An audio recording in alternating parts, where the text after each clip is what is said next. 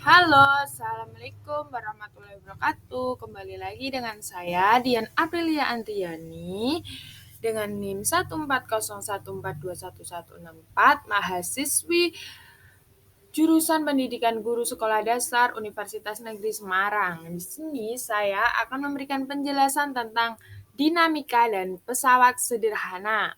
Tugas ini dibuat untuk memenuhi mata kuliah konsep dasar IPA dengan dosen pengampu Dr. Sri Sulistyorini MPD. Oke, kita masuk ke materi. Dinamika ini merupakan ilmu fisika yang mempelajari penyebab benda dapat bergerak. Benda bergerak akan dilihat apa yang menyebabkan benda itu bergerak. Benda bergerak karena adanya gaya yang bekerja pada benda tersebut. Dalam dinamika terbagi menjadi gaya dan gerak juga energi.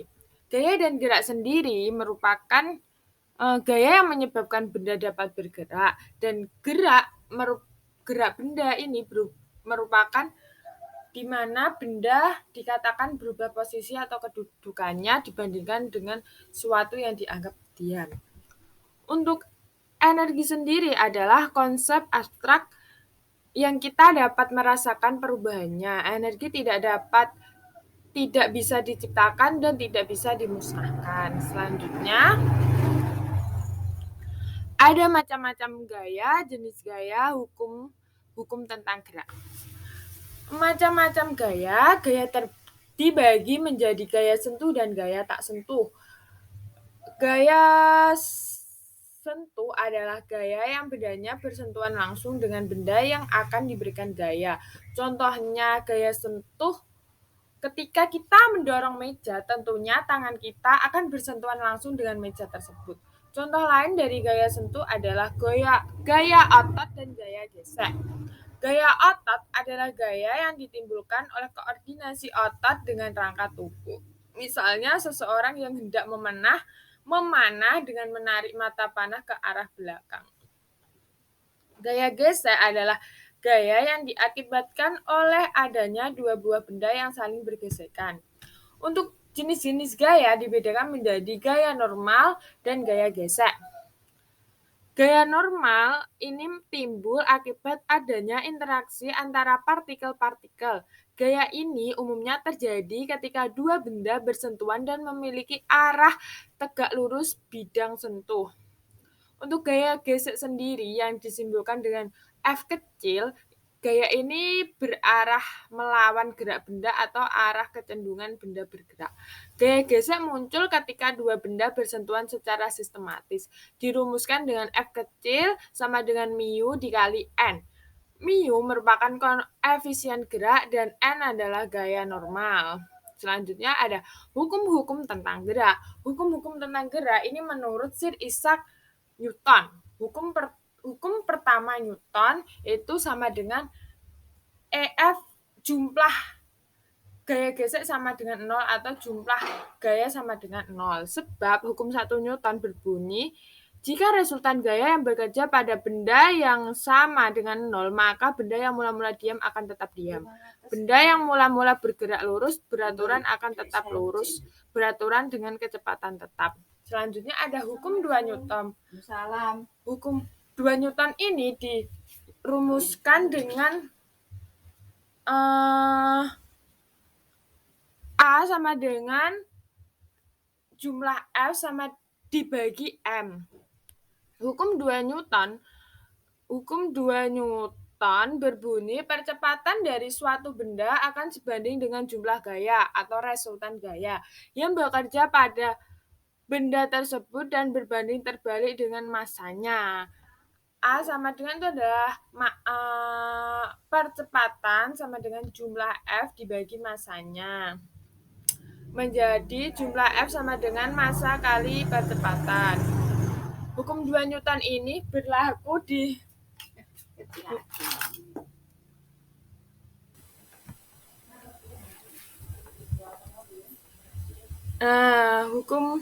hukum 2, sekarang ada hukum 3 Newton. Hukum 3 Newton ini berbunyi, gaya-gaya aksi dan reaksi oleh dua buah benda pada masing-masing benda adalah sama, besar, dan berlawanan arah. Gaya reaksi FPO atau F-aksis ke depan dilakukan oleh orang pada peti. Gaya ini bekerja pada peti, sedangkan gaya reaksi FOP ke belakang dilakukan oleh peti pada orang. Gaya ini bekerja pada orang. Dalam hal ini kita dapat menuliskan F-aksis sama dengan main F-reaksi atau FPO sama dengan main FOP. Selanjutnya, ada macam-macam energi. Energi terbagi menjadi energi kalor, nuklir, listrik, dan mekanik.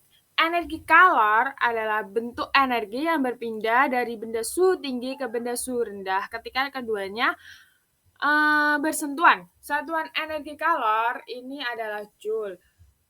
1 kalori sama dengan 4,2 joule. Pengaruh kalor terhadap suhu zat. Jika zat menyerap kalor, suhu akan naik. Jika zat melepas kalor, suhu akan turun. Rumus jumlah kalor ialah Q sama dengan C kali M kali T. Q merupakan jumlah kalor, C kalor jenis, M massa, T kenaikan suhu. Selanjutnya ada energi nuklir. Energi nuklir dapat dihasilkan melalui mekanisme pembelahan inti atau reaksi fisi dan penggabungan beberapa inti melalui reaksi fusi. Untuk energi nuklir sendiri ini belum banyak dimanfaatkan di Indonesia karena orang-orang masih takut dampak-dampak atau akibatnya. Untuk energi listrik ini merupakan jenis energi utama untuk menggerakkan atau menghidupkan peralatan listrik tersimpan dalam arus listrik dengan satuan ampere. Energi listrik ini menjadi energi utama yang digunakan oleh Indonesia untuk menjalankan semua peralatan-peralatan listrik. Selanjutnya ada energi mekanik. Energi mekanik ini penjumlahan antara energi potensial dan energi kinetik. Nah, energi mekanik ini dia tuh terbagi menjadi energi potensial dan energi kinetik. Energi potensial ini sebagai energi yang tersimpan dalam sebuah benda atau dalam suatu keadaan tertentu. Energi potensial terbagi menjadi dua, yaitu energi potensial gravitasi merupakan energi yang dimiliki suatu benda karena kedudukannya atau ketinggiannya terhadap suatu bidang acuan tertentu. Semakin tinggi benda di atas permukaan tanah, makin besar energi potensial yang akan dimiliki benda tersebut. Secara sistematis, energi potensial gravitasi ini dirumuskan dengan EP sama dengan M kali G kali H. M merupakan massa, G gravitasi, H ketinggian. Selanjutnya ada energi potensial pegas berhubungan dengan benda-benda yang elastis. Misalnya pegas ketika berada dalam keadaan diam, setiap pegas memiliki panjang alami. Jika pegas ditekan sejauh X dari panjang alami, diperlukan gaya sebesar Ft. Nah, untuk energi kinetik ini energi dari suatu benda yang dimiliki karena pengaruh geraknya dirumuskan dengan EK sama dengan setengah mv kuadrat. M massa, V adalah kecepatan. Untuk energi mekanik sendiri ini merupakan penjumlahan dari energi potensial dan energi kinetik. Selanjutnya ada pesawat sederhana.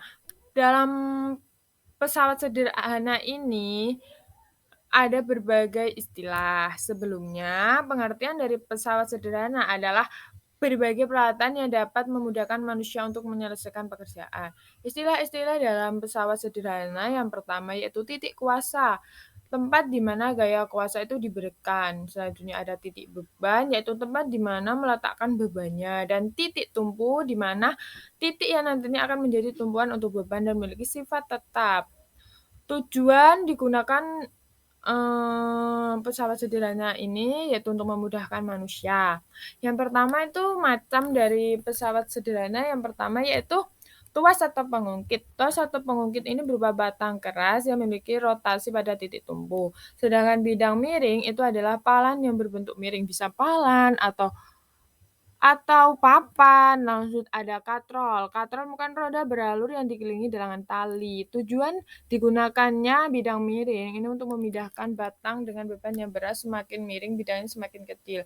Gaya yang diberikan dirumuskan dengan F kali S kali sama dengan W kali H, dengan F gaya, S panjang papan, W beban, dan H titik tinggi papan. Selanjutnya ada pengungkit atau tuas.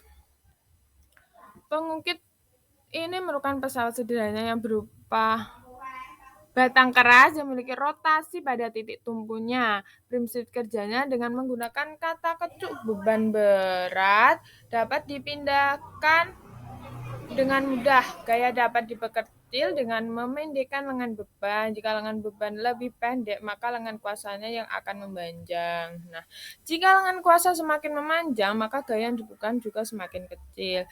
Dirumuskan dengan F kali LK sama dengan W kali LB. Dengan F gaya kuasa, W beban, LK lengan kuasa, dan LB lengan beban. Nah, berdasarkan rumus tersebut, pengungkit itu dibedakan menjadi 3. Pengungkit pertama atau tuas pertama itu memiliki titik tumpu berada di antara lengan kuasa dan lengan beban. Seperti pada gambar, atau contohnya yaitu gunting juga obeng. Terus ini seperti jungkat-jungkit. Yang tuas kedua yaitu titik beban di antara titik kuasa dan titik tumpu. Contohnya pembuka tutup botol, pemecah kemiri, gerobak dorong. Yang ketiga yaitu titik kuasa di antara titik tumpu dan beban, yaitu sekop. Alat pancing, stapler, pinset. Selanjutnya, katrol. Katrol ini pesawat sederhana yang berupa roda beralur dikelilingi dengan tali. Prinsip kerjanya dengan mengubah arah gaya yang dapat menimbulkan beban dapat terangkat. Katrol juga sama dengan pengungkit yang memiliki titik tumpu kuasa dan beban. Katrol ini terbagi menjadi 3. Yang pertama yaitu katrol bergerak. Ini katrol yang berubah posisinya ketika digunakan. Contohnya itu katrol untuk mengangkat semen sampai ke lantai atas dalam pembangunan.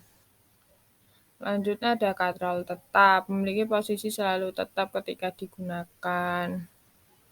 Ini menarik beban sehingga sama dengan F sama dengan W, jadi keuntungan mekanismenya 1. Untuk katrol majemuk ini perpaduan dari katrol bergerak dan katrol tetap. Keuntungan mekanisme dapat ditentukan dari banyaknya tali yang digunakan. Semakin banyak katrol yang digunakan, semakin mudah juga untuk mengangkat barang.